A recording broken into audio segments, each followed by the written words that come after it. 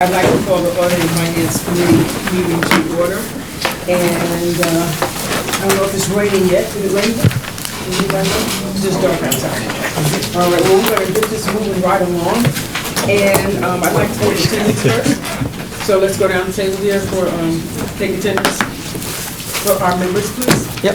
Rich Mendick, District 36. Mark Grimm, District 29, Guilderland. Ray Joyce, Albany. Wanda Willingham, 3rd Legislative District. Bill Clay, 12th. Paul Bridgeworth, 23rd, Latham Loudonville, in the Village of Colony. Thank you. We do have a quorum. All right, thank you. All right, we're going to move right along here. We're going to start with number. I'm sorry. We're going to start with by approving the previous meeting minutes. Motion. Got a motion from Mr. Clay? Second. I got a second from Mr. Bridgeworth. All those in favor? Aye. Opposed? So now we're going to move to number 7. Ms. Ford, how are you? Good evening. Thank you, Mrs. Chairman. How are you? Very good, very good. So, number 7, amending the 2019 District Attorney's Office Budget Administrative Adjustments. So we are looking to move funds from our temporary help line into a receptionist line. The history of this position is we had a receptionist line for almost all of the years that the DA's office existed. If you go into our office, the way you walk in, there's a booth where you meet someone, and that is the only way to get into the office, so it is very dependent on that position. Several years ago, when the county was facing some financial hardships, they were not allowing us to fill positions that remained vacant at the end of the year. The person that was in this position left, and because of her accruals, we were not able to fill before the end of the year, which means that the position was cut on January 1st. We asked for the position back, and we were not able to get the position back. We were able to fill it using temporary help.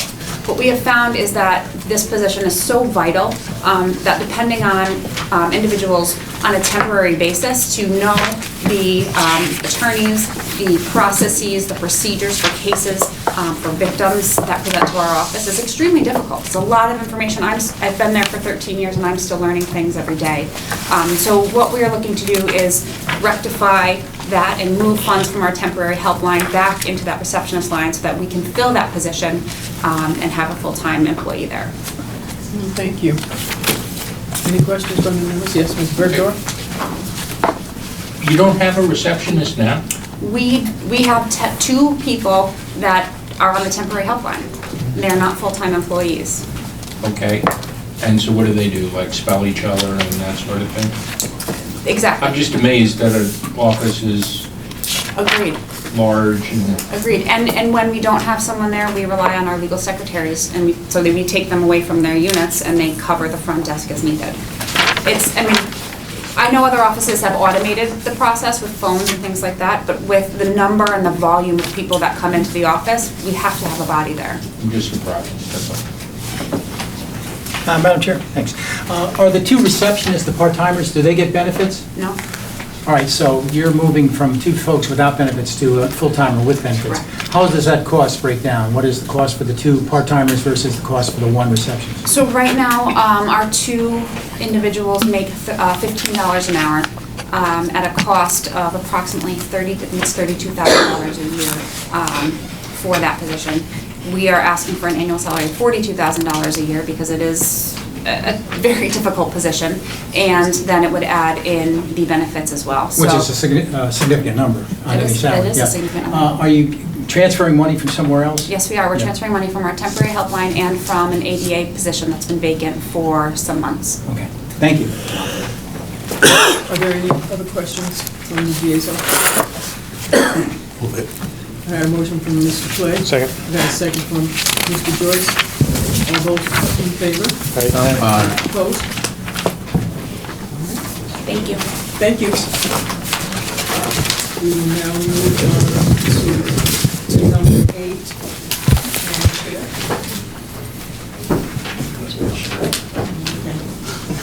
I'm just waiting for Sheriff Apple to come in right now. And there's the sheriff. Thank you. So- sense of things. Good evening, Sheriff Apple. Good evening. We're on number 8, amending 2019 Sheriff's Office budget administrative adjustments. Okay, so at this point, what we'd like to do is take already appropriated funds for 3 correctional positions, move them over to a position named Assistant Projects Coordinator, 3 of them, which basically would be similar to an inmate service worker within the walls. We're doing this to try to reduce the recidivism. We were able to do it with the low census. We're trying to work with them as far as aptitude testing, identification, employment, job skills, education to attain a GED. We're basically trying to lower the recidivism. It's $66,000 a year, $180 a day to house an inmate. So, so far we've been pretty successful at it, but we're short civilian help as opposed to sworn help. And so, oh, I'm sorry. So you're establishing 3 new positions? It's 3 new positions using money that's already appropriated. And there's a savings for the county because the positions are much lower than a corrections position. Do we have any other questions? Mr. Baker? Craig, are you actually doing away with the CO positions, or are you leaving them in? Yes, we're completely renaming Okay, them. so- Yes, they're gone. So they're gone? Yes. So there actually is a savings? Yes. Yeah, it's much lower, and plus the benefits package for, the For, civilians. not for a Yeah. civilian as opposed to a Yes. sworn office? Correct. So it's part of the evolution to? Yes. To recidivism rather than a... We're trying to keep people from incarceration. coming back. And so far, I think we've got a concept that seems to be working, and we want to stick with it. So have you decided on what the how much these individuals will be making a year? I believe it's like $42,000 starting January 1 of 2020. And how does that compare with the CO position? The CO position starting is relatively the same, but then it goes up to 72. These won't move unless the county offers a 2% raise, which I hope they do this year as well. Are there any other questions? I have a motion from Mr. Burgos, and a second, I got a second from Mr. Craig. All those in favor? Aye. Opposed? Thank you very much. Thank you. Y'all have a nice... All right.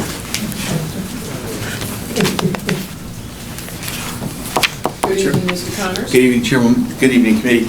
I'd like to hold number 9 if I could. We are going to be completing our borrowing efforts on the 4th and the 10th of this coming month. So with the change that you're going to have after the election, it makes sense, I believe, to hold that. And I think that would be considered, again, by my successor. Okay.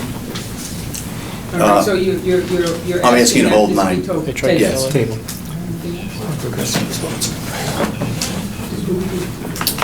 Can I just ask a question on Certainly, timing? certainly. When do you anticipate that we would be borrowing? 4th and 10th of September. The 4th and 10th of September. So if Next week and weekend. If we do not have, will we have, An FA for that, yes, we do. and who is that? Capital Markets Advisors. So these people are On in board, place? yes. Until what date? It would probably, 1/1. Okay.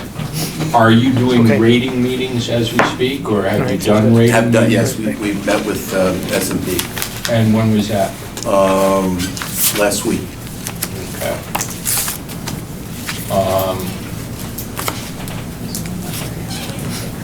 Do they have a, so that happened in August?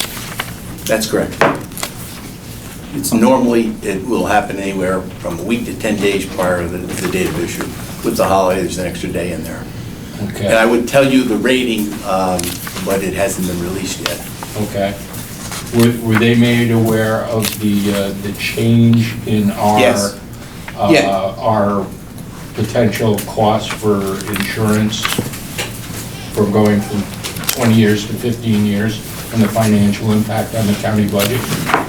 Well, they asked a lot of questions about the budget. That was not one of the issues that they raised. Are they aware of it? I doubt it. Should they be aware of it? I don't think it's going to be significant that it would be material, but that would be, well, again, whether you do this or not, nobody's going to be able to tell you what the exact number's going to be. It's going to be significant, and I gave Chairman Grimm some numbers before the last meeting that you discussed this. I guess the point is, and I know we're going to discuss this later, Yes.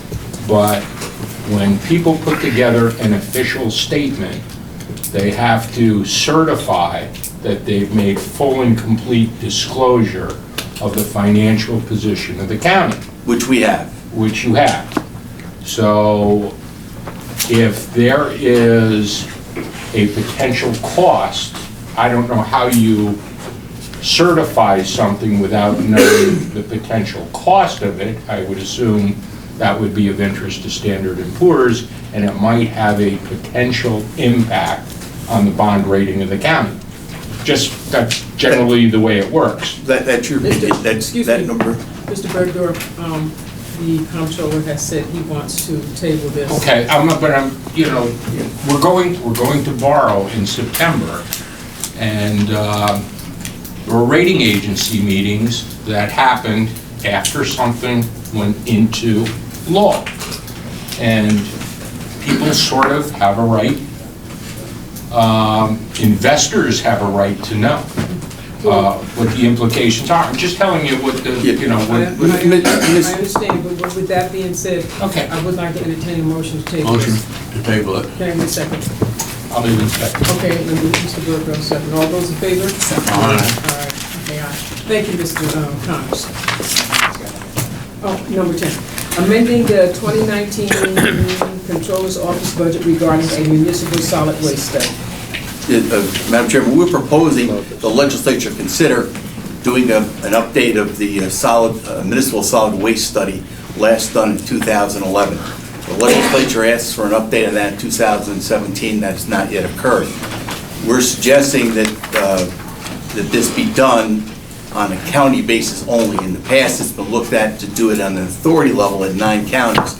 Many of the counties who were part of that original study have gone elsewhere, and we feel it would be a benefit to the legislature to have a study about what the proposal is going to be upon closure of the Albany landfill, now looking like it's 2026. But there's going to be an impact on a number of municipalities within Albany County. We feel that this would be something that would be supportive of the legislature's wishes in the past, and identified funding for that. All right, thank you. Now, I just want to point out that this is just a budget amendment. That's correct. Okay. Does anyone have any questions? Mr. Bergdorf. Opening up the door to a solid waste authority. No, district. Solid waste district. Basically one landfill in the region, okay? And that is the Colony landfill, because Albany County's in the process of closing. And I wouldn't be prepared to vote on this until I knew what the implications were for the town of Colony. So it's not, this is a very, very intricate subject, which I think really deserves some dialogue by the people that control the assets and who have flow control and who license the waste trucks, and the city of Albany has parts of the revenue stream, and the Answers community. I think there are 13 communities there. I mean, this has major implications for them. I'm not sure what we get. I'm just not that sure. So I'm not prepared at this point in time. Yes, Mr. Joyce. But isn't that what we're attempting to do with this? Exactly. Is bringing those parties together to discuss that issue? Because Colony might be okay, but Albany's got some serious concerns that we need to address right now. So Right. the city of Albany is supportive of this? We don't know, but if they were together, I understand that you're just trying to regroup the study, right? That's correct. Which brings all those players It would be an together. update and a narrowing of the study, that's correct, and And provide information. who would do this study? Well, you'd have to make a decision, you'd bid this out. You'd be looking at whether it would be the folks that did the last study, or the folks out at Colony that are working, assistant Colony, or the folks working with the city of Albany, or someone else. People would be bidding to do that. The decision on who to pick would be the legislature's decision. And quite frankly, the idea of looking at this and studying this, what's the long-term impact going to be? There are 13 communities, 2 of whom are not in the county. Obviously, East Greenbush and Runcer aren't in the county. But it would have a severe impact on the other 11 municipalities. So looking at that and trying to get some numbers to update that would make sense. And particularly, you're not committing to anything, but you're studying the issue and looking to update work that you requested 2 years ago to be updated and has not been. I think that there is going to be a lot of discussion, we know in the years to come, on, recycling and solid waste and so forth. I think this, you gotta remember, this is just a study to determine, what it looks like, okay? Not to decide whether or not we're going to actually form this district, That's correct. okay? And I think it is critical that we understand that. Yes, Mr. Clay? I agree with Paul in terms of doing an analysis of this, but I think that's what this is all about. So I'm not quite sure I understand what your problem is. If we're talking about money, It's not what my you problem. asked. Well, we asked for an update to the municipal solid waste plan, okay? Not about the creation of a solid waste district. Inherent in discussions of the creation of a solid waste district is flow control, where municipalities have the care, custody, and control of the waste within their boundaries taken from them. So I can't support this until the folks from my town that actually have the landfill that 270,000 tons per year of regional solid waste go to, have had an opportunity to take a look at this and opine on it. I have a long history with solid waste. I don't know where people are on this study. Right, and again, one of the issues that would be looked at, you mentioned flow control, that's a county issue. And the town of Colony is importing in that landfill over 350,000 tons a year of outside the county waste as well. One of the other issues that would be looked at and studied is to look at doing a massive work on recycling. One of the issues long-term is that burying waste is not an effective way to deal with the ecological side of it, nor is it going to be a cost adjustment that can be borne by the 11 municipalities within the county if they lose the site. One of the issues that you have, if you go to one landfill and one tipping place, when you have a monopoly, it's clear that price has gone up, and that's been proven by the operator of that facility in other counties in this state. So it would make sense for us to look at what's the totals, what are some ways to deal with this, what are some suggestions of things that could be looked at, and I think that is well worthwhile effort for the legislature to undertake. I think that, based upon what we've heard, I understand your concerns, but I'd like to entertain a motion of some sort right now. Well, if you're gonna make a motion to put it out, could you put it out without recommendation so that people have an opportunity to consult with their municipality and see what the position of the city of Albany is and the town of Colony and the... We can do that with or without recommendation, right? I'm just playing devil's advocate. If you are looking for a unanimous ability for it to go to the floor, You want to know. without people having to be totally committed to it. It's up to you. All right. Okay, so we can entertain a motion to put it out with no recommendation and then vote on that. Or just still move out to the floor? Mr. Bergdorf? We need a motion. I'll make the motion to put it out without recommendation. Can I get a second? I'll second it. Okay. Okay, all those in favor? Aye. Opposed? Thank you. Thank you. Okay, Mr. Claudio? Claudio, how you doing? Hi. Good evening. Good evening. All right, we're here to discuss amending the 2019 Water Purification District budget, liability insurance. The district is requesting approval to transfer $16,533 from our equipment repair line to our insurance line.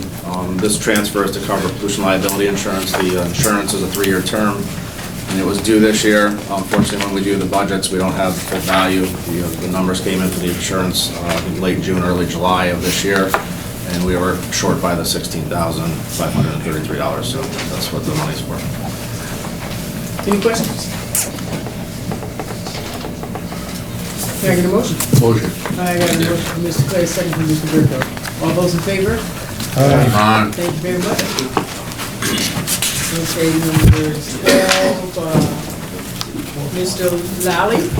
Yes, ma'am, good evening. Good evening, good evening. You'll be coming to us with 12, 13, and 14. We'll Correct. start with number 12, authorizing an agreement with New York State Division of Homeland Security and Emergency Services regarding the state Homeland Security Program and amending the 2019 Albany County budget. Yes, ma'am. So this is an annual grant that we apply for. This year, we have a total allocation of $410,000. Department of Health intends to use it for some emergency preparedness, while Department of Information Services is looking to enhance some existing equipment and services that we have.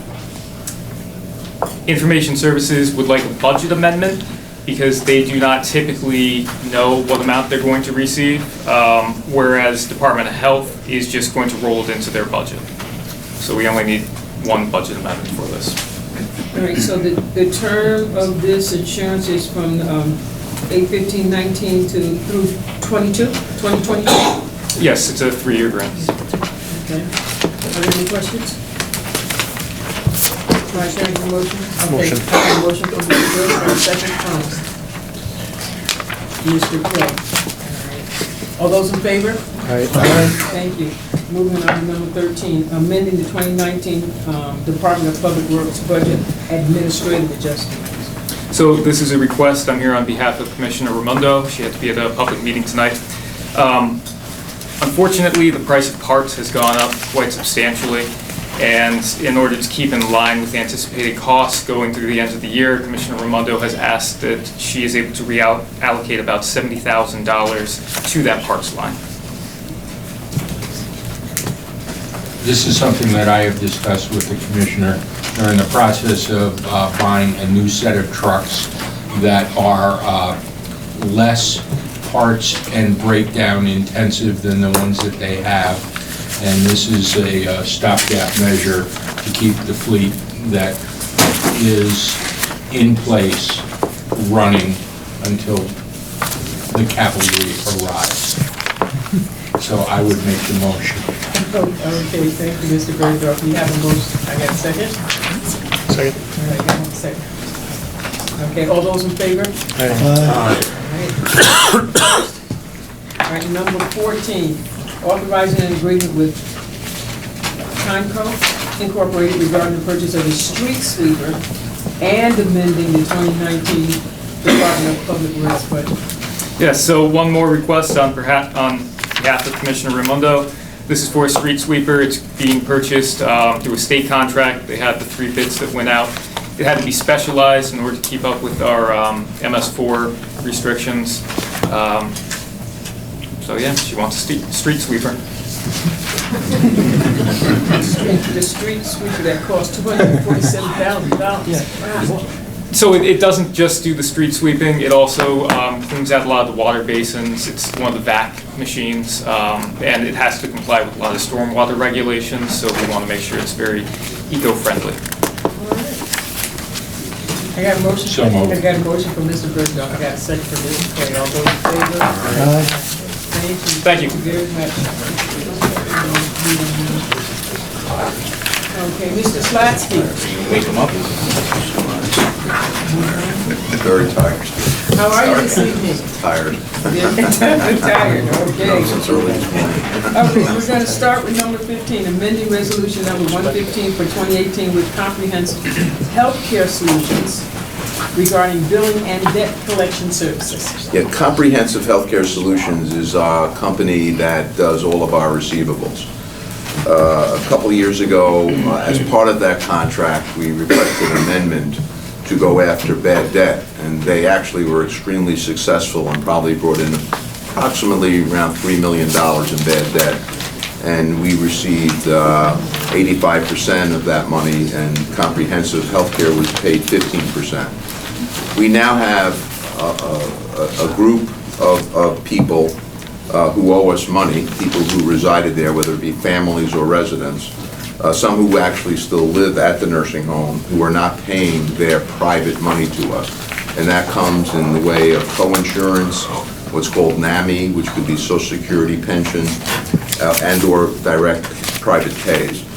And we find it necessary that instead of just a company going after bad debt, that we actually have to use legal services in combination of that company. So in order to do that, we're adding, or we're being requested to add, and it's, speaking with our legal department, it's a reasonable fee, an additional 10%. So for legal services and bad debt services combined, they will receive a total of 25% of every 100% received. And they do not get 1 penny until the money is in the bank. So they will provide this service along with legal services, meaning they'll get a legal letter. If need be, we'll need to go to court and sue individuals who owe us money who haven't paid. And some of them, as I said, are still living there. We've never provided this service, and it's an important service to receive the money that's due the nursing home. We're not asking for a change of budget. This has already been budgeted, and we have a significant amount of money we put aside for bad debt payments within our budget right now. Do I have any questions? Yes, Mr. Mendy. Do you have any idea of the amount of bad debt money that would require legal activity? Oh, yes, it's probably around $2.8 million. Okay.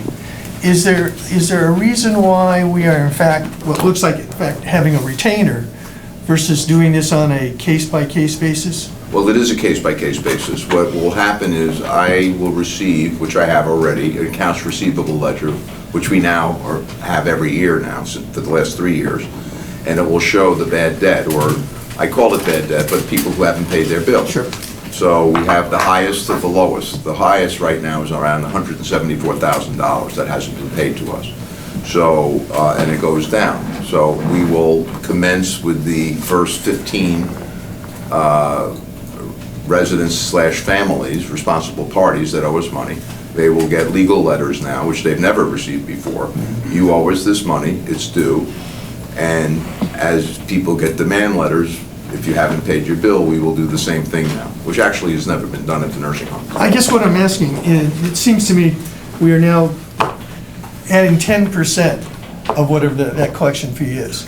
And that's across the board for everything. No? No, it's a total of 25%, which includes the company is, now we have a company that has already been retained to go after bad debt at 15%. Gotcha. If I understand the question. Okay. Now they need legal services, meaning we now have to go to another level.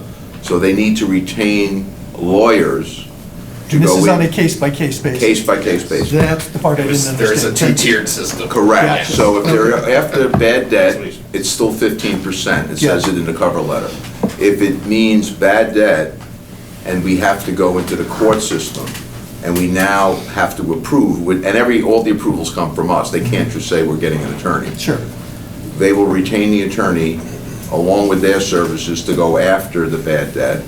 And if in fact they're successful, we get 75%, they get 25%. I just misunderstood. I just thought it was flat across the Oh, no. level of bad. No. Thank you very much. Okay.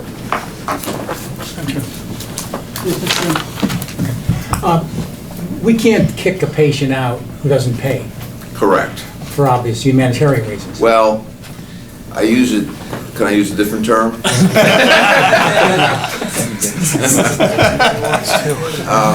We have the right to give residents and/or their responsible party what's called a 30-day discharge notice for non-payment.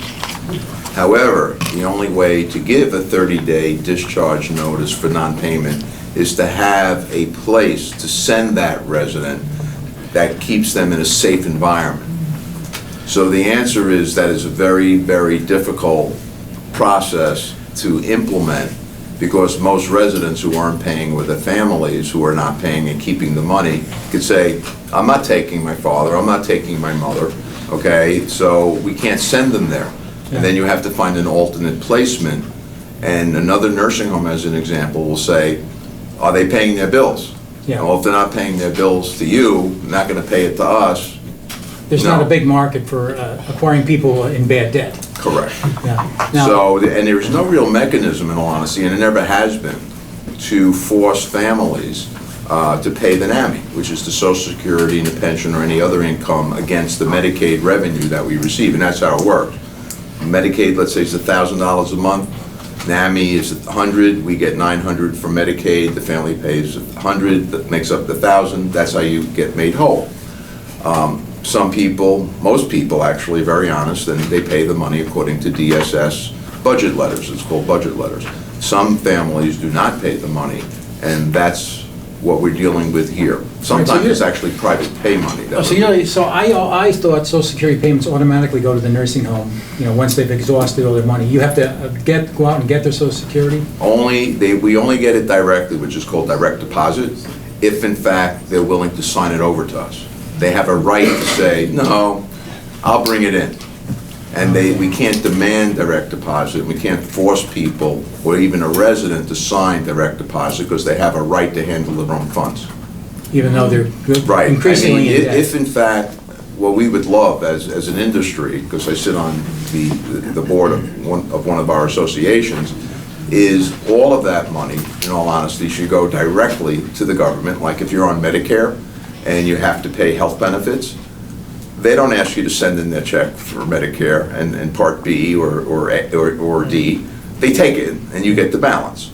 What would make sense is that they take that money directly, that revenue, and we just get our check in full, just like Medicare does. Yeah. It's not the way it works. Nursing homes are still responsible to collect the NAMI, and it's a problem. Yeah. Oh, thank you very much. That was enlightening. All right, can I get a motion? Motion to approve. Okay, I got a motion from Mr. Joseph, that's second from Mr. Clay. All those in favor? Opposed? Thank you. Number 16, amending resolution number 312 for 2018 with Jersey Construction Group LLC regarding the renovation project at the Albany County Nursing Home. This request is to reduce the Jerson construction contract by $2 million.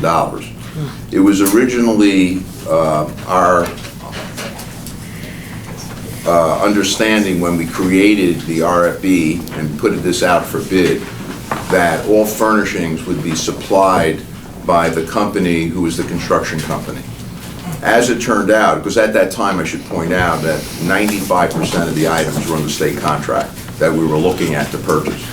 By the time the contract got done and implemented, and a year later actually having to do the furnishings, it turned out that over 50% of the furnishings were no longer on state contract. So it didn't make sense to us to have Jerson supply 50% of the state contract and let them do the balance through bid or any other way that they would do it. It seemed to be going around the actual procurement process, that we needed an obligation to be transparent with the legislature and the county, and in order to do that, we needed to do the bid ourselves. So we didn't want to separate out the state items that we could purchase and the bidded items. So we found out which was state items. I came to this legislative board last month and received approval for all the items on the state contract, and you also approved those items which you actually bid. So we got better pricing, okay, for both state furnishings and those furnishings that we bid. And that came to around a total of around $1.2 million. There were other furnishings from TC Equipment that you also approved for cabinetry and so on. That money is in the Jerson contract. So all we're really asking, we're not asking for any more money. We want to reduce the Jerson contract by $2 million, which will cover those 3 expenditures, plus any anticipated expenditures for other furnishings for the end of the project. And we got validation or approval from Jerson, from the architect and the construction manager, Gilbane, that they don't foresee that that money will be required in any way in the Jerson contract, and it can be reduced. So they signed off on it. I got signatures from all 3 parties, and we need now to reduce the contract, in essence, to pay for the furnishings that are now outside of the Jerson contract. So we're reducing the Jerson contract, period. Correct. But the money remains to pay for the furniture that is already. Right, and it's coming from the same bond which was approved. It's coming from the contracts that were approved, and we're not asking for any more money. We're just moving money from the Jerson contract, not even out of the bond. It stays in the bond, but we'll use that bond instead of to pay Jerson for the furnishings. We're going to pay for the furnishings on our own. Yes, sir. I understand there's also a savings associated with that. There will be some savings, I believe, because we bid ourselves, and we went through state contract that we control. So I believe overall there is a savings. We didn't get a number from Jerson because they never did it, but I believe when you go out for bid and you get things off a state contract. But the components that you have already are significantly less than the $2 million. Oh, yes, definitely, Very good. Very definitely. Are we ready for, motion? I kind of got a motion from Mr. Brundroff. Got a Second. from Mr. Bliss. All those in favor? Opposed? Very good. Now we move on to number 17, amending the 2019 Department of Residential Health Care Facilities budget, administrative adjustments. Okay, we are asking, and as you can see, there are numerous titles here to pay for changes to our 2019 budget. So if you remember earlier, there was a tremendous amount of conversation with the Audit and Finance Committee about making these type of changes, and why would you put all these titles in if you can't fill them? And the rationale that I gave is that we need these titles because we want to be able to fill them, hopefully, if we can, and if we can't, we never know where the expenditure is going to fall. Is it going to fall into per diem? Is it going to fall in overtime? Is it going to fall in temp help? We don't know actually where it's going to fall, the actual expense. And what ended up happening during those discussions, it felt that the positions could be eliminated, and that was the real problem with the discussion. If someone said, well, don't eliminate the titles, okay, meaning eliminate the titles, but take that same amount of money and figure out which line you think it's going to go on, it would be the lines that we're putting them in now, which is not ideal, by the way. We do not want to do this every single year. We want to fill these titles, not use overtime, not use temp help, and not use per diem. Unfortunately, the job market has not changed. We now have a new collective bargaining agreement, which we believe is going to help us with nursing. We have an ad campaign, which is going to start next week, to recruit new people based on that new collective bargaining agreement that you have graciously approved. And we're hopeful that we're going to do the same thing that we did last year. These titles will be reinstated the first of the year, and we hope to fill every single one, especially since the nursing home will be open. It will be totally renovated, We'll have a new place to offer people to work in with a great benefit package and a new base salary that I believe is very competitive with the industry.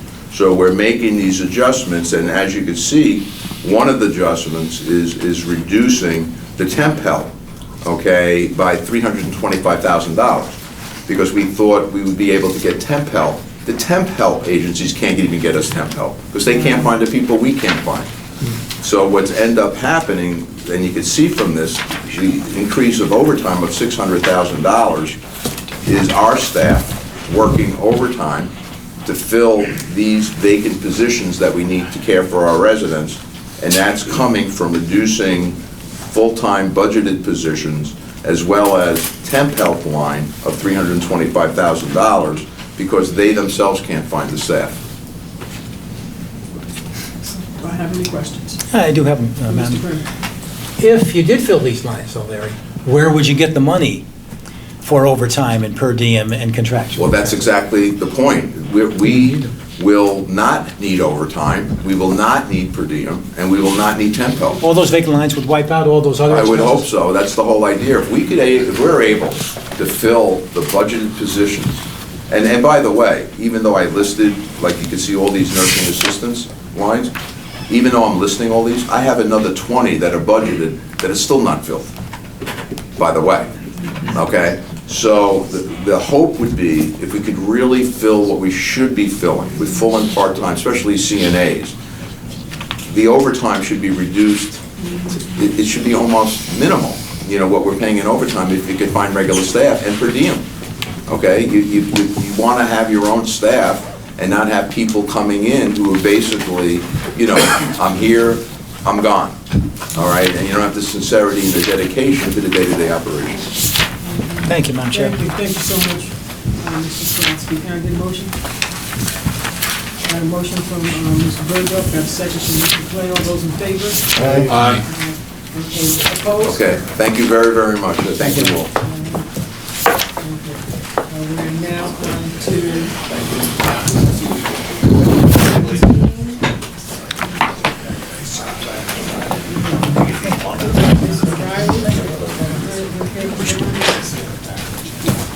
Okay, number 18, rescinding the authorization to convey real property pursuant to resolution number 260 for 2017 and authorizing the conveyance of 47 Maple Ridge Avenue, tax map number 75.67244 in the city of Auburn. So, Madam Chairwoman, this originally was authorized to the land bank approximately 2 years ago. They have not closed on it. They have not come up with a productive use for it due to the disposition plan's structure. We're not left with many other options. We were approached by Ms. Shaquana Terrell, who grew up over on Delaware Avenue, not too far from this property, currently living over in Waterville.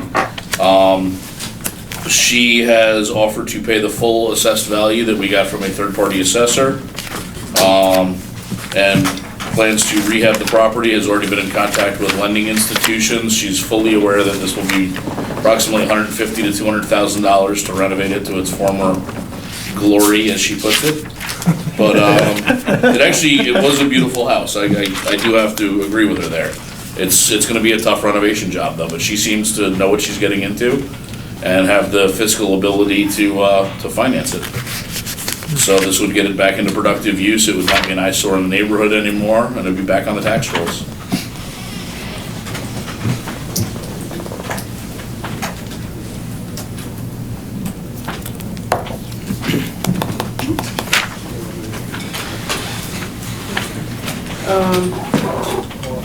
I know we have talked about this, and I guess the issue with over 100, you said 100 to 200,000 dollars? She's estimating 150 to 200,000. And so what happens if she, does not do this? Is she liable to start paying taxes on this? Yeah. So when the taxes are not paid, then it comes back to us again? If the taxes are not paid, then yes, we would foreclose upon it again. we would be no worse off than we are now. We would take in the $5,500 now. Right now, we're sitting there with liability, owning a property that's had obvious animal damage, there've been people breaking into it, and it's an eyesore in the neighborhood. So, Does anybody have any questions on these? You do, right?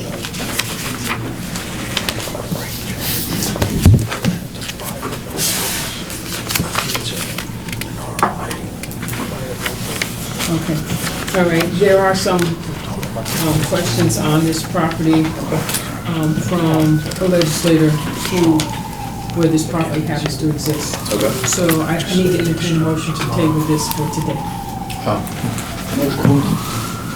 Second. So just to clarify, the questions are actually from my office. I'm going back and forth with the county attorney's office on some questions, just fine points that we need to work out. So that's really the request.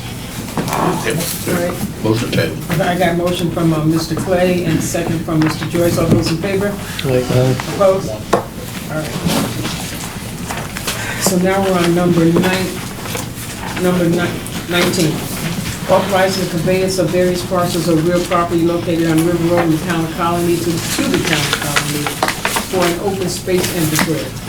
So, Madam Chairwoman, these are 3 parcels, as you said, in the town of Colony, adjacent to a town park. I believe they're up against the Mohawk River. They are unbuildable, so we viewed this as the best use for them. Okay. All right, so number 19, can I get a motion on 19? Yeah, and just, I think for the record, we discussed this with the local legislator who represents that area, and he had no problem with this. Wonderful. Okay? So if you're looking for sign off from local legislators, we should like to be consistent. Thank you. So can I get a motion? I got a motion from Mr. Bird, Dr. Who can I get a second from? Second. I got a second from Mr. Joyce. All those in favor? Okay, number 19, opposed? Number 19 passes. Number 20. Authorizing the conveyance of various parcels of real property to the Albany County Land Bank Corporation. And so that's the same case with 20 through 23. Correct. We're conveying property in the city of Albany, the city of DeHoes, and the city of Waterville to the Albany County Land Bank Corporation. So, as you had said, this would encompass 20 through 23. Yeah. 20 through 23. The only difference is the geographic location of each list. It's the way that we foreclose upon, so each of the cities has their own lot, and then there's one for the towns as well. That's the only distinction between those. Okay, I need a motion to group them together. I'd like to make a motion to group 20, 21, 22, 23. All right, thank you. Second. Mr. Joyce, I got a second from Mr. Clay. To group 20 through 23 together. Make a motion to approve. All those in favor? All those in favor of grouping them? Aye. Yeah, aye. I got a lot of things going on here. All right, so, Motion to approve. okay. All right, so it has been motion to approve to group together, and now we also have a motion to approve 20, 21, 22, 23. 20, 21, 22, and 23. Motion. I got a motion, can I get a second? Second. I got a second from Mr. Bergdorf, okay. All right, all those in favor? Aye. Opposed? Very good, okay. Now, number 24, authorizing the conveyance of the parcel of real property known as Van Reese Point Road, located in the town of Bethlehem. So, Madam Chairwoman, this parcel was received through tax foreclosure. The former owner and his son were actually killed in an accident. This is a request by his widow and remaining children to reacquire the property. They have offered the full amount of back taxes, penalties and interest of $106,985. The former owner's will is actually in the backup, where he goes into his plans of how he wanted to build another house for his kids to live in, all of that. That's why they want to reacquire here. I think historically, we've always tried to go back to former owners when they can come up with the full amount due. But if you have any questions, please let me know. So if the committee will oblige me here, there's some questions that I have to confirm with the county attorney's office regarding the probate and the will that exists. Obviously, it's your prerogative to table this for a month, but from a council standpoint, request to do that, so I have another month to vet the probate aspect of this. Yes, Mr. Mendick. Madam Chairman, this is in my district, and I have no problem with this motion. Oh, no, I wasn't sure where. To move it. You need a motion to do what? Move it. He's got a, he says he's got one. All right, Kevin, what kind of concerns do you have? So basically, the issue is, in the will that was put in the backup, the decedent willed this property split equally between his wife and the 4 children. Well, there were 5 children, but one, as was said, passed away. We had an item like this a couple months ago on the agenda and needed to confirm that what was in the backup was a certified copy of what the surrogates court has on file. So I would like the opportunity to confirm that what's in the backup is the certified copy of the will that's on file, so that going forward, we can confirm that we are being consistent with what the surrogates court in Albany County authorized previously. Okay. All right, I can understand that. It's not that we're against. No, it's But it's just for due certification. diligence. Motion to table. Okay, I have a motion table from Mr. Minnick, I got a second from Mr. Clay. All those in favor? Aye. Opposed? Number 25, authorizing the release of right of reverter of title to 35 Pembroke Street in the city of Albany. Hold on one second. I lost my place here. 35 Number 10. 35 Pembroke. So this was a tax foreclosed property. Originally, the current owner has completed all conditions on the original deed. So the deal that we had was, at that point, we would remove all the language in his deed on the right of reverter. The residency occupancy permits are attached to show that everything was complied with. That's the next one. Can I have a motion? I have a motion from Mr. Clay. Can I get a second?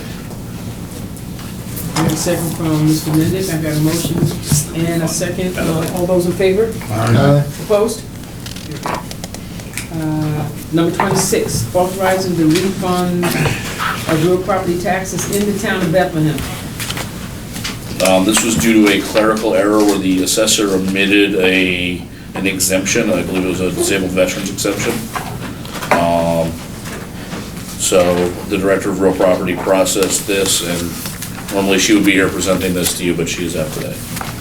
I got a motion from Mr. Joyce and a second from Mr. Clay. All those in favor?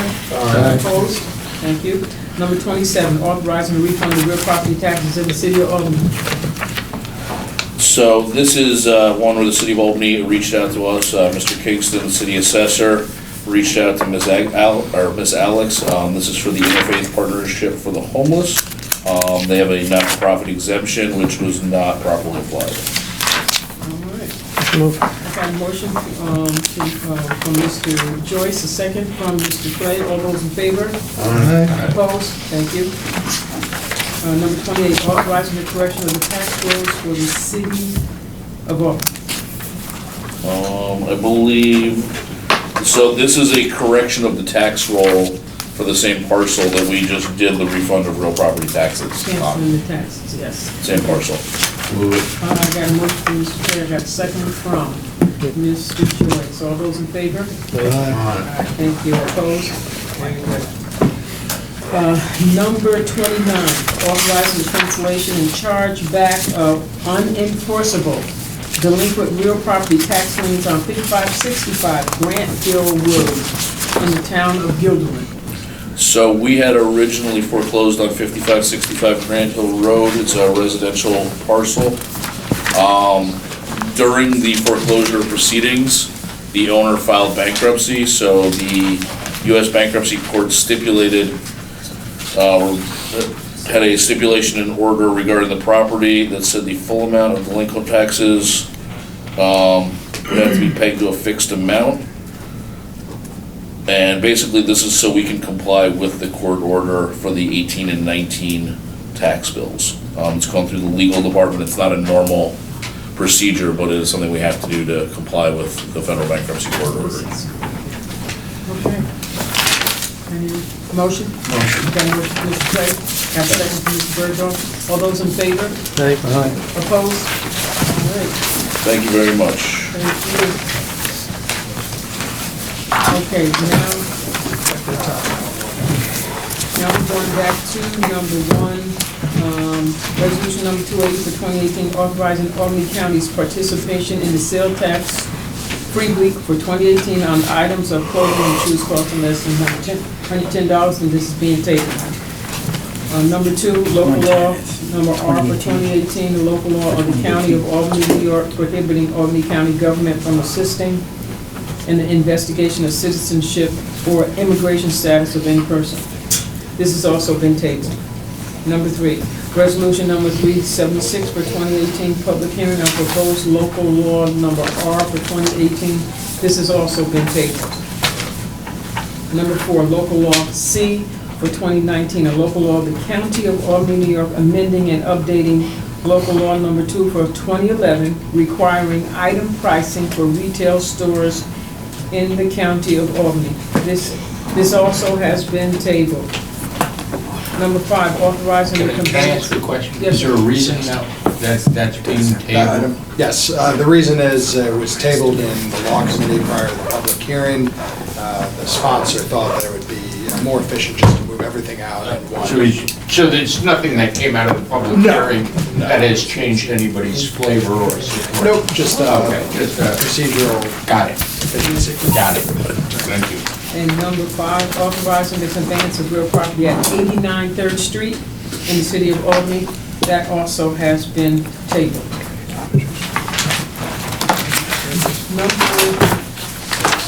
Number six, resolution number 356, rescinding resolution number 217 for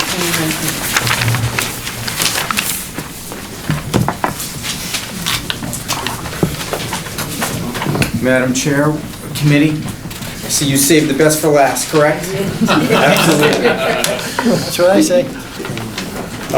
I'm here to speak about Resolution 356. It's to rescind Resolution 217 of 2019, which was passed without, well, for a number of reasons. First of all, it was passed without its required fiscal impact statement in contradiction to Rule 10 of our legislative rules of order. I guess before I get started really into this, I want to mention one thing. I mean, this was brought up in the Personnel Committee just before this committee. And after a very spirited discussion, it was the committee that chose to table this. I'll go through what I discussed, and we can make a decision here as to what we'd like to do. Again, as I had mentioned, we passed this without the required fiscal impact statement, which is in contradiction to Rule 10. And again, I'll note that Rule 10 says all resolutions and local laws with financial or budgetary implications of $5,000 annually or more shall contain a fiscal impact statement. And we did not receive one. We really don't know what this is going to cost us. And as a legislature, we're the ones that pass the budget. We're responsible for the taxpayers' money. It's not our money, it's the taxpayers' money. So therefore, it's our responsibility to spend it wisely, to justify our spending, and to do the best we can for the taxpayer. So therefore, when we pass a resolution, we're a local law, and we really don't have an impact statement provided with it. We're not doing our due diligence. We're not doing our job to look out for the taxpayer and to really manage their money as we should. I'm sorry, go ahead. On the 19th of July, the county attorney sent a memo out which was addressed to Chairman Joyce, Leader Feeney, Chairwoman Willingham, Chairman Grimm, and myself with concerns that he has with Resolution 217. And this is pretty quick. I'll just read a couple of things here real fast. The resolution is written, as written, and properly indicates that the health insurance retirement benefit set forth in the rules and regulation applies to non-union employees only. The change to rules and regulations in this legislation impacts retired employees that were or are members of collective bargaining units. He also goes on to say the resolution as written reduces the years of service required to become eligible for health insurance benefits in retirement, but is not specifically limited to active employees. Thus, employees who have already left county service could be eligible for this benefit at an undefined cost to the county. The most important sentence here, I think, is these costs have not been calculated and considered by the legislature, as no formal fiscal impact analysis was provided.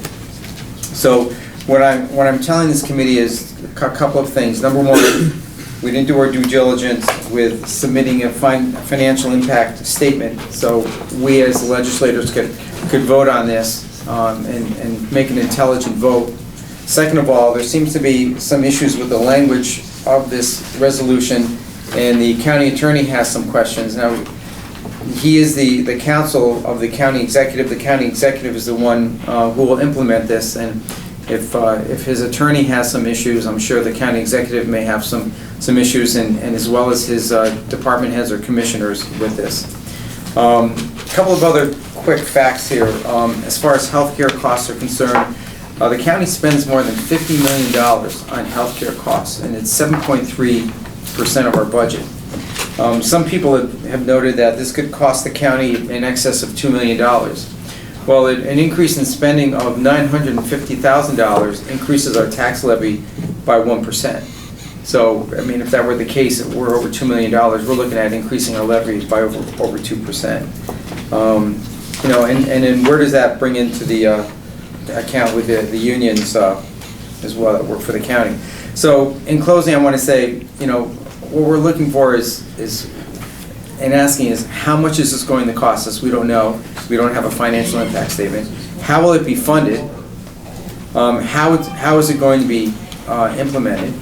And, you know, the legislation here really isn't all that clear, so therefore, it's probably best that we rescind this, have the sponsors, if they want to submit legislation in the future with a financial impact statement and clear language in the resolution, and then bring it to a vote at that point.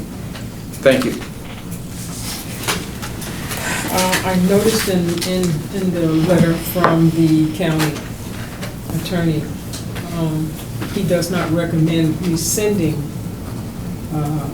No, he recommended amending it. But how can you amend it? But I'm recommending rescinding it, because I think we need to clean up the language, and I think we need that financial impact statement. So I think it'd be best if we rescinded this, started from scratch, and move forward from there. Mr. Bergeron? I'm going to try to say this delicately. I'm sort of embarrassed by this whole thing, because we, as members of the legislature, were told that this was going to apply to a certain group of people. And depending on how you felt about that concept, some people voted yes, and some people voted no, as everybody has a right to. We were also promised by this committee that we were going to get information that was being requested by counsel from personnel, which never came to anyone on this committee before the meeting. I know you weren't at the meeting, but none of us got any information. It's clear from the tape that we asked for information, and we were told that there were extensive questions which were submitted to personnel. We never got that information, and I originally had the tendency to support this, and I had some sympathy, but I wanted to see what the impacts were and the costs were. Then what happens is, once we don't get the information, there's a vote. We send a list of concerns to the county executive about potential costs. On the floor, a member who had some information that they got somewhere said that if 23 people from the exempt pool, which was originally designed for, retired, the cost in the first year from those 23 people could be $500,000 a year in the first year. Now, somebody gave that member some information, so I'm looking at it and I'm saying, wow, 23 people retiring, $500,000. That's the first year. The second year, another 23 people retire, now you're at $1 million. So, and that could go on for 5 years. So just from the exempt pool, based on the dollar figures that we were quoted, that somebody had gotten from somewhere, because none of us got a fiscal impact statement, from just the exempt pool, which I think is about 240 employees, the potential cost could be $2.5 million, just from the exempt pool. So that's a concern, okay? Because that is 3% of our tax, our real property tax base, 3%.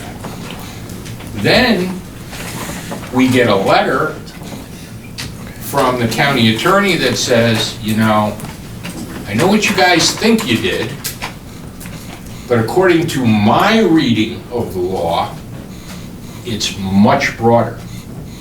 It may include every county employee. That's 2,700 people, folks. 10 times the amount that we thought when people voted one way or another. So if the potential is $2.5 million on 240 people, what is the potential cost on 2,700 people? Is it 10 times?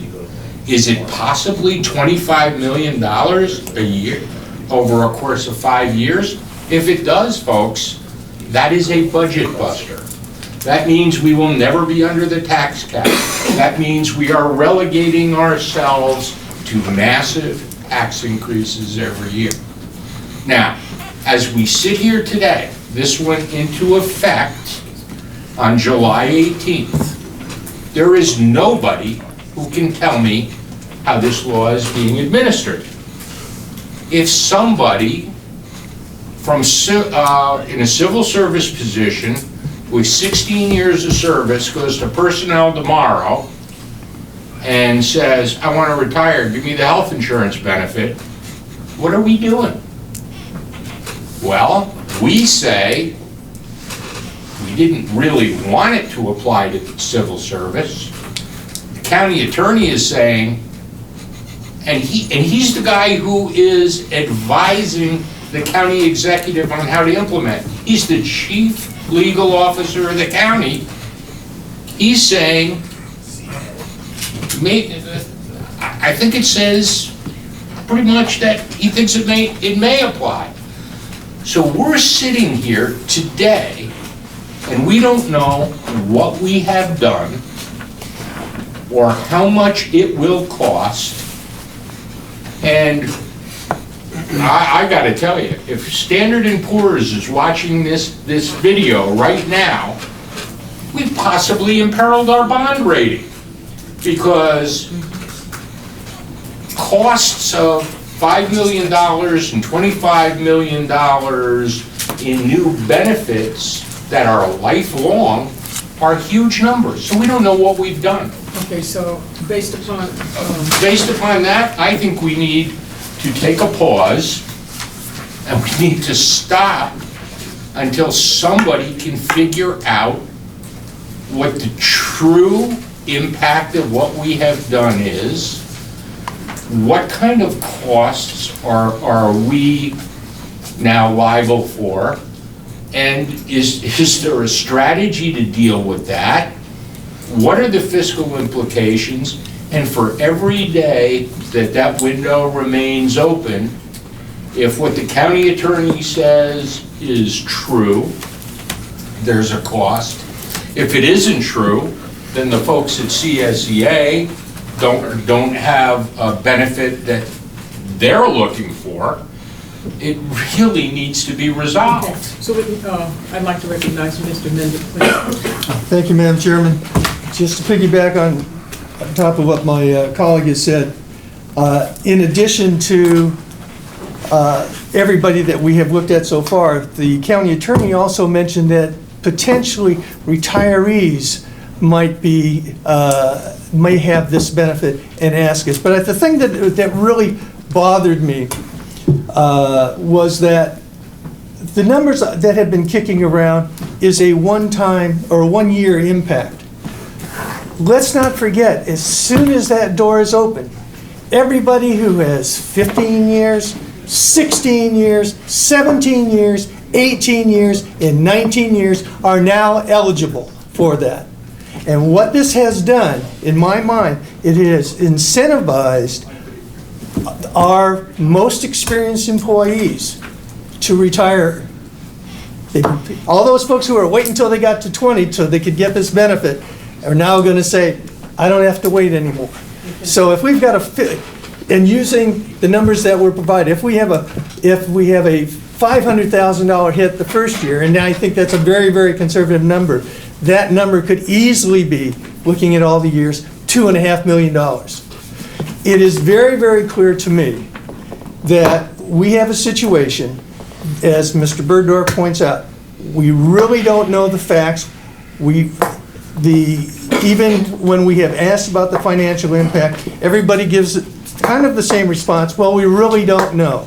Well, I'm sorry, really don't know. If we're spending taxpayer dollars, we better have a better answer than that. As long as that door is open, well, let me say it differently. The longer it stays open, the more problems I think that we present with the county. And I think the best thing to do at this point in time, and that's why I support this resolution, is to rescind that now. Let's bring it back. Let's really look at it. You know, let's look at the benefits, look at the detriments, and let's look at the cost, and let's make a decision based upon numbers that are verifiable, and let's get good open discussion. Let's not rush through on this thing.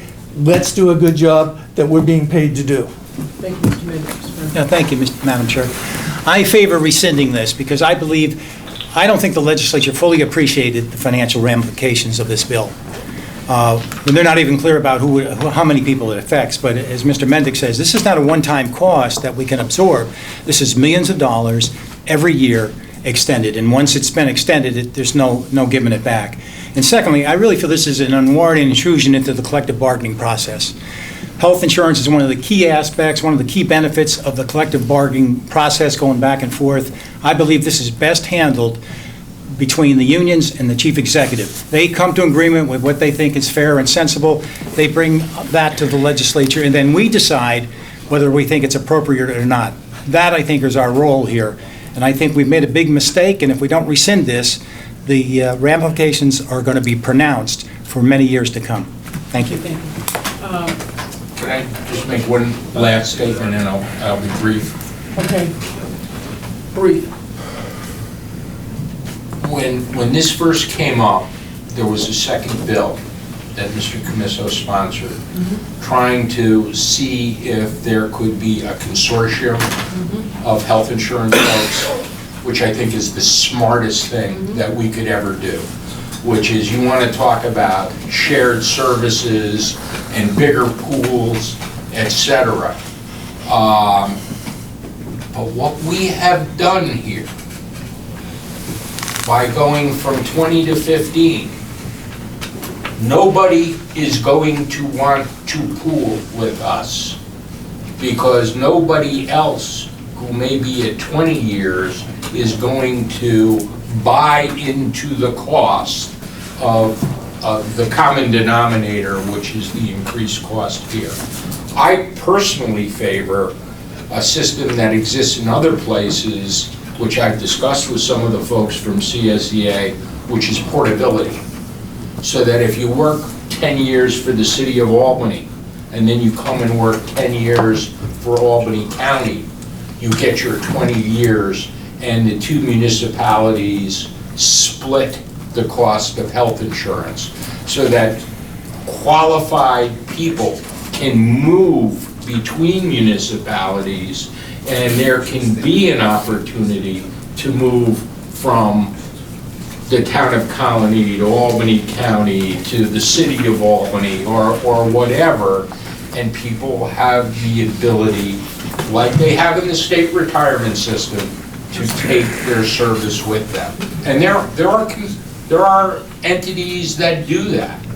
And that was my hope when they had the consortium bill.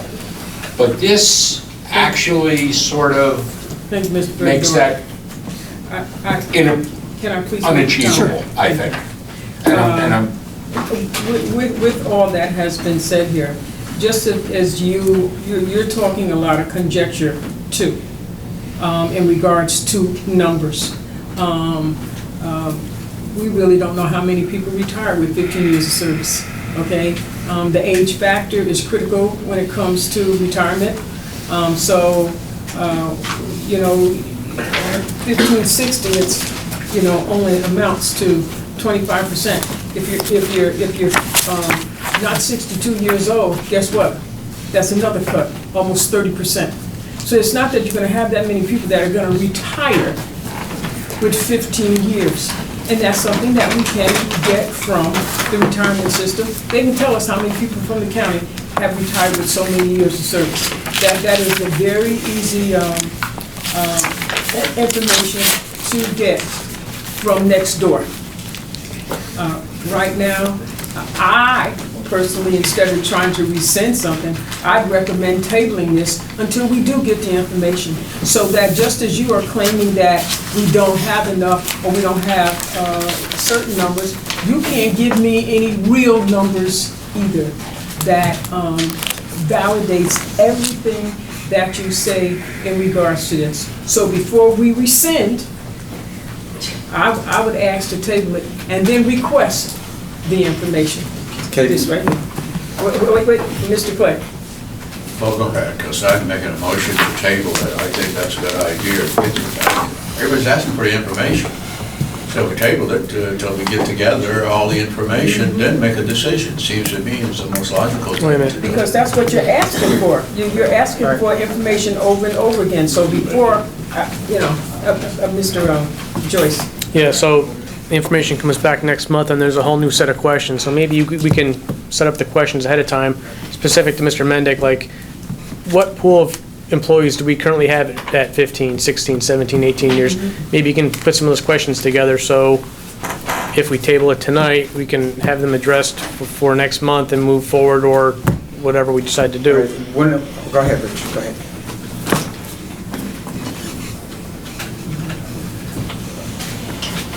Did you still have your hand up? Sorry, go ahead. I appreciate what both you, Ray, and Mr. Clay are saying. The problem I have with it is that we are, again, keeping that door open on a policy change, and we have no idea how it's being administered. I think the smartest thing to do, and the thing that will provide us with the most, for lack of a term, coverage, that is to rescind it, so we stop it in its tracks.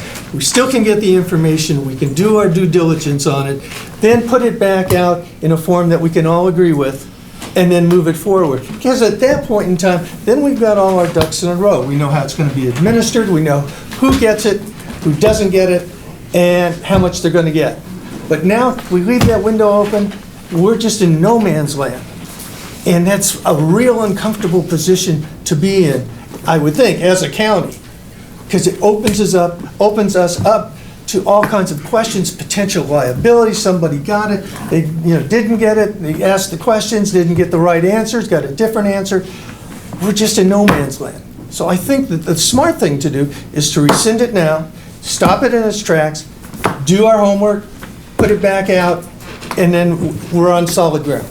Thank you. I think that we're all in agreement on one thing, is that we don't mind getting some more numbers, but we are not in agreement on rescinding first. So I would like to ask Ms. Moriello, would you mind tabling this resolution? No, I'm not going to table it, but one of the things I'd like to ask, though, before we get into this is, who's going to get the information? And with personnel as well. Yeah. Yes, we can get the information. Who's we? So if you like, I can provide the numbers. So those questions, which I think Mr. Mendick asked, were actually answered directly in the numbers we provided. The world of employees we're talking about, that was directly answered by the numbers we provided. So we can have specific answers to these questions, and I'll provide that to all and everyone. All right, so you'll provide the information? I will provide the information that was previously provided, which includes two separate...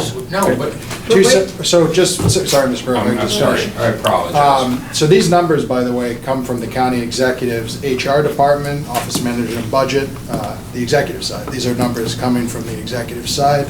It's going to include 2 packets encompassing 20 pages. 20 pages or so of documentation that were provided. I expect that a number of these questions that you're asking about are directly answered in these numbers. So I have additional questions. If we're talking about questions. Okay, but those questions can be put in a form, There's a motion on the floor to after this table by meeting, to ensure that everyone's questions are answered. We're not going to hammer it all out right now at this table, so that you can put in a formal request for answers to specific questions. Right now, we'd like to entertain a motion from somebody, okay? You had a motion on the table? Yeah, I move. So Mr. Clay made a motion to table. Do I get a second? I'll second that. Okay. We have a motion, we have a second. All those in favor to table this, let it know by saying aye. Aye. Aye. Okay, so that's 3. Opposed? 3 opposed. So because it's a tie under rules of parliamentary procedure, this stays in committee and doesn't move. That's what a tie does. At the same time, your questions that you want to have answered, you should still put those questions in. And with all due respect, no, I'd like to ask the chair. Last time we asked for information, we were told we were going to get information, it did not come, okay? Who is responsible if we have questions?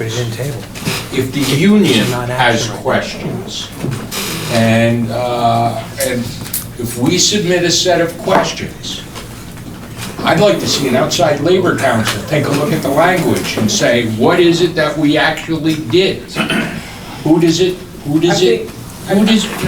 But I think now, because we're getting into union issues, I don't think that... Yeah, I really have to, again, advise the same way I did in the previous committee.